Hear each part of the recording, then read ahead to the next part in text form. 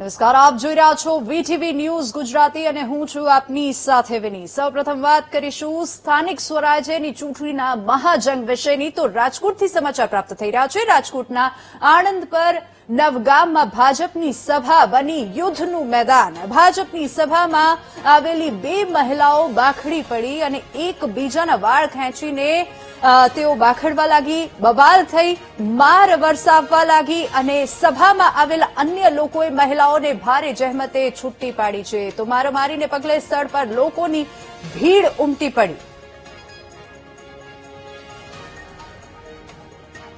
વધુ વિગતો સાથે સંવાદદાતા શનિ આપણી સાથે ફોન લાઈન પર જોડાઈ ગયા છે। જી શનિ, આ બે મહિલાઓ કોણ છે અને શા માટે તેઓ ત્યાં ઝઘડવા લાગી?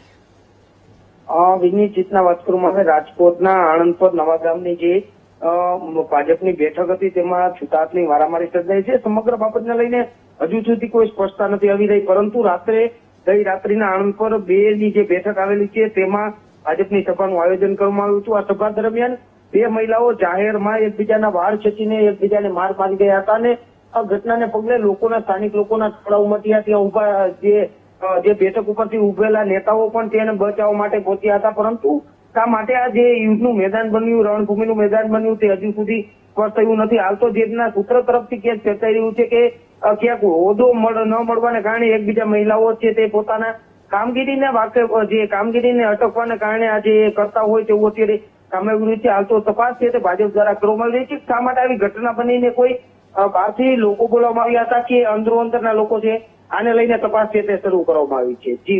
જી બિલકુલ શનિ, આભાર સમગ્ર માહિતી બદલ।